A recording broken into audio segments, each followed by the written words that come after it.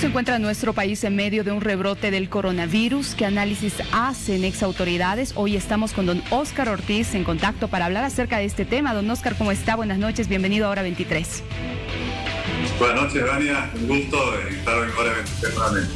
Bueno, empecemos hablando de esta emergencia sanitaria, por favor, y esta ley que tiene ciertas presiones para que sea promulgada. El presidente Luis Arce aún no lo ha hecho. La Central Obrera Boliviana el día de ayer se ha pronunciado. ¿Qué opina usted al respecto?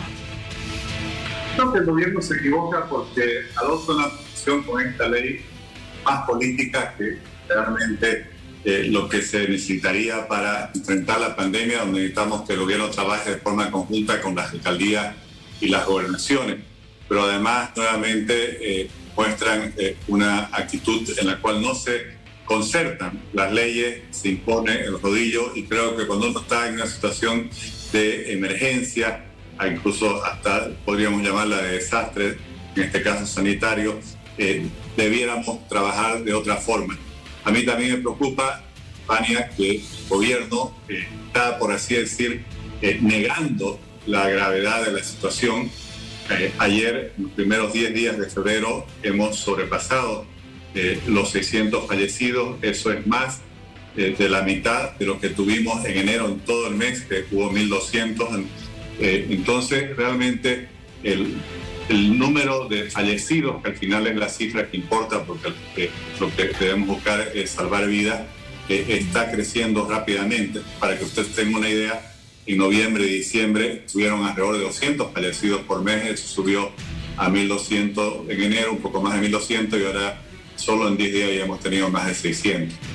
Eso muestra que hay una gravedad de la situación, y yo creo que el gobierno no ha respondido como debiera. Está priorizando su cálculo político electoral por sobre la preservación de la salud y la vida de la población.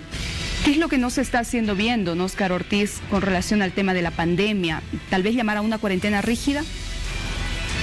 Primero, están tomando medidas preventivas, Ana.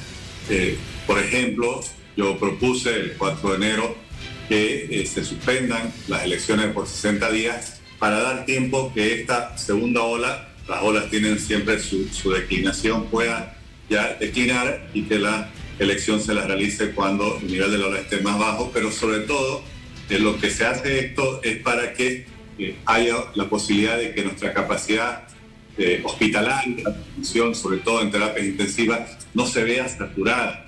Lo que va a pasar, Vania, es que estamos generando aglomeraciones, eso va a multiplicar los contagios, y los contagios generan la demanda de internación, incluso de terapia intensiva, y lamentablemente mientras más contagios hay, al final terminan habiendo más personas que se agravan y más personas que fallecen.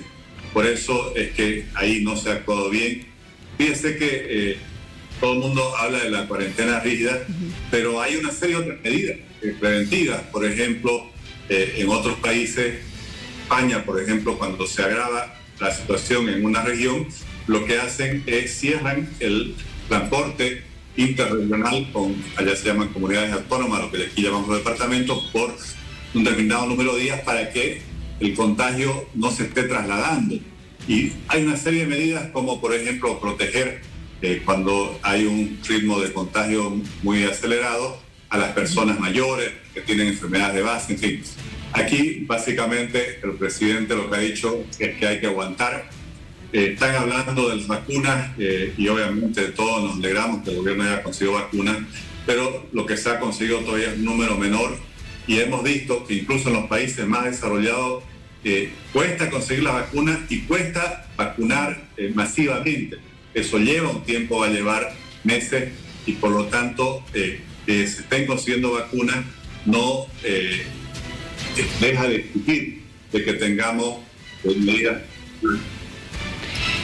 A ver, señor Ortiz, esta pandemia y diferentes situaciones por las que estamos atravesando los bolivianos y hemos atravesado ha desnudado varias falencias, ¿no es cierto? Por ejemplo, en el servicio a la población, servicio médico y en otro tipo de servicios también. Por eso un artículo que usted ha escrito, ¿verdad? ¿A qué se refiere con ello concretamente? A ver, explíquenos, por favor.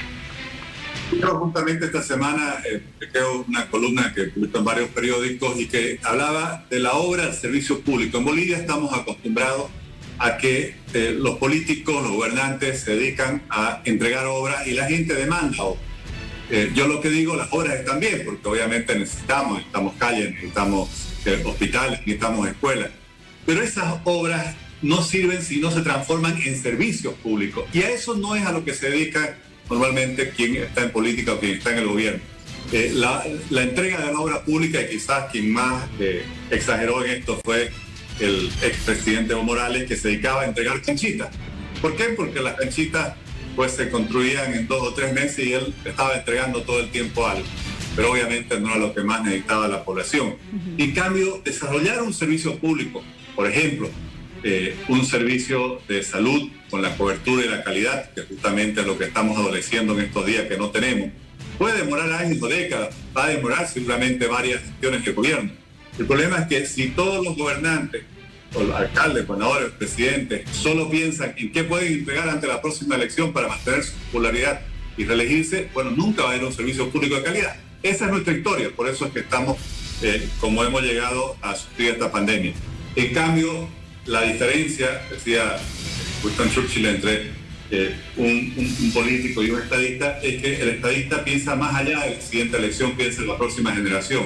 Aquí lo que necesitamos es que no solo se construya, por ejemplo, el hospital, sino que además se piense cómo mejorar la salud. Por ejemplo, se comenzaron a construir hospitales de tercer nivel y hasta se hablaba de cuarto nivel, pero el Estado no se preocupó de que nuestros médicos puedan tener oportunidades de especializarse.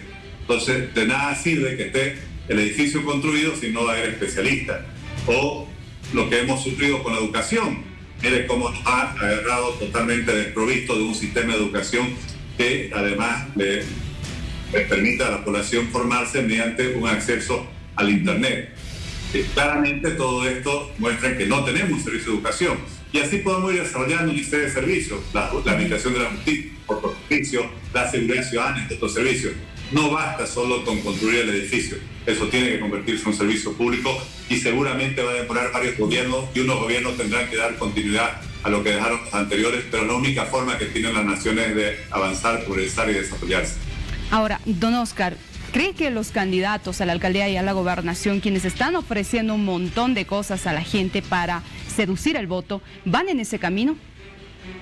No lo creo, y cuando vemos los debates, las discusiones, todos están hablando solo de las obras públicas, y yo no me opongo a las obras públicas, son necesarias. Quien no tiene una calle pavimentada, claro que necesita el pavimento, pero si no comenzamos a trabajar que la gestión pública se transforme en un servicio público con la cobertura y la calidad necesaria, no vamos a estar realmente cambiando la vida de la gente, de las familias, no vamos a estar solucionando estos problemas como lo que hemos venido hablando.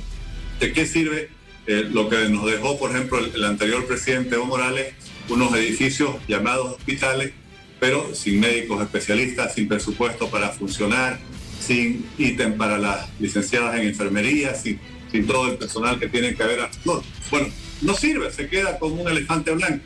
Eso es la mentalidad que tenemos que cambiar. Claro que hay que seguir haciendo obras, pero hay que trabajar en los servicios. Yo sé que los servicios no son tan rentables, por así decir, o para la popularidad o para las siguientes elecciones, porque, claro, la mejora de la salud, la educación no hay dónde curarla, no hay dónde ponerle una placa.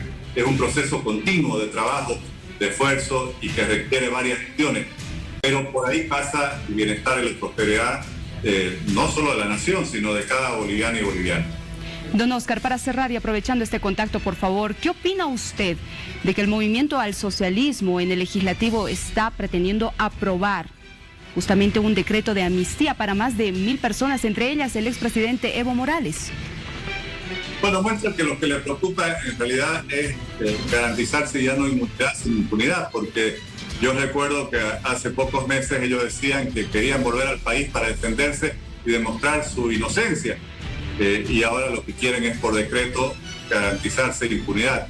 Si están tan tranquilos de que no hicieron fraudes, están tan tranquilos de que no bloquearon las carreteras y provocaron muertes por falta de oxígeno, o que instruyeron dejar sin alimento a las ciudades, que en cualquier parte del mundo sería considerado un delito de lesa humanidad, es algo que se practicaba en la antigüedad, pero no se puede pues, seguir haciendo en el siglo XXI.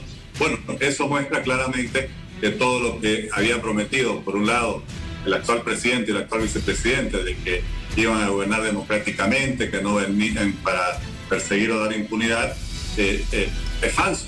Pero además, yo pregunto, ellos estuvieron, por lo menos Evo Morales y García Linera, mismo partido con el MAS, 14 años. Nosotros, por ejemplo, ¿cuántas veces en la Asamblea Legislativa no demandamos que se aprobara justamente este tipo de decretos de indulto para todas aquellas personas que ya llevaban 7, 8 y hasta 10 años en juicio y no le habían demostrado la culpabilidad y siempre se negaron? Esto muestra, claro, cómo en el fondo no se está actuando por principios, sino por intereses, porque la ley es un principio universal, se debe aplicar por igual para todos y no para el que tiene mayoría en la Asamblea Legislativa aprobar una ley y obviamente para quienes están en minoría tener otras normas. Se ha presentado un informe con relación a los casos en Sencata. Las pericias dicen que las balas salieron desde YPFB. ¿Qué opina usted al respecto? ¿Cree que esta información que se está realizando, esta investigación, está realmente y es objetiva? Bueno, yo creo que es algo que se tiene que investigar, como también se tiene que investigar las circunstancias, porque imagínense si se hubiera tomado Sencata y todo eso hubiera explotado, todos esos depósitos de combustible, ¿cuántos barrios alrededor han sido destruidos? Por eso es que no se puede analizar y probar las cosas, ver todo lo que pasaba en ese momento. Bien, don Oscar, le agradezco mucho por su tiempo, por hablarnos de estos temas. Cuídese mucho, por favor, que le vaya bien. Gracias, igualmente.